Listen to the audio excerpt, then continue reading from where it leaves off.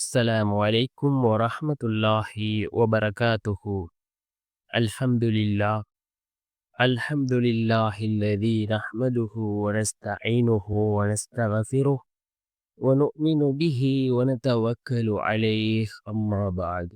அன்பிற்குரிய அல்லாஹ்வின் நல்லடியார்களே, அன்பு சகோதரர்களே, நாம் தொடர்ச்சியாக பார்த்து வரக்கூடிய துஆக்களினுடைய திக்ருகளினுடைய தொகுப்பில் இன்று நாம் பார்க்க இருக்கின்ற விடயம் என்னவென்றால், ரசூலுல்லாஹி ஸல்லல்லாஹு அலைஹி வஸல்லம் அவர்கள் துஆக்களிலே மிகச்சிறந்த துஆ, திக்ருகளிலே மிகச்சிறந்த திக்ர் என்று நபி அவர்கள் கூறிய அந்த துஆவையும் அந்த திக்ரையும் தான் நாம் இன்றைய வீடியோவில் பார்க்க இருக்கின்றோம்.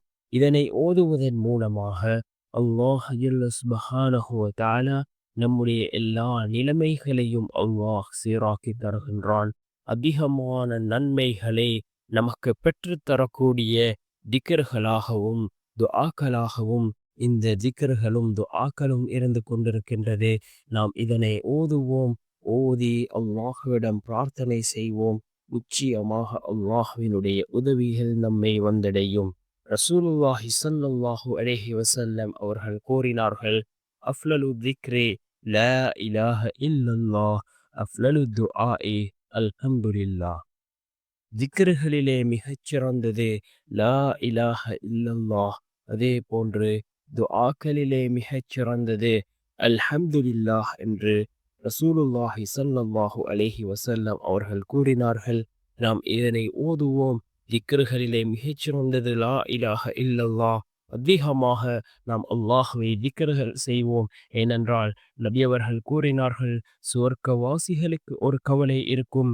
அதாவது என்ன கவலை என்றால், இந்த உலகத்திலே வாழ்ந்த சந்தர்ப்பத்தில் இன்னும் அதிகமாக அல்லாஹ்வை திக்ர் செய்திருக்கலாம் என்ற அந்த கவலை ஒவ்வொரு சுவர்க்கவாசிகளுக்கும் இருக்கும் என்று ரசூலுல்லாஹி ஸல்லல்லாஹு அலைஹி வஸல்லம் அவர்கள் கூறினார்கள். அதே போன்று துஆக்களிலே மிகச்சிறந்தது அல்ஹம்துலில்லாஹ். நாம் அதிகமாக துஆக்களை செய்வோம்.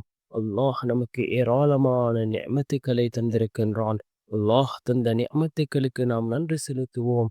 நாம் அல்லாஹுக்கு நன்றி செலுத்தினால் நிச்சயமாக அல்லாஹ் நமக்கு எல்லா விதமான பாக்கியங்களையும் நமக்கு வழங்குவான். வல்லநாயன் நம் அனைவரின் பாவங்களையும் மன்னித்து உயர்ந்த ஜன்னத்துல் ஃபிர்தௌஸ் என்ற சுவனத்தில் நம் அனைவரையும் ஒன்று சேர்ப்பானாக. ஆமீன்.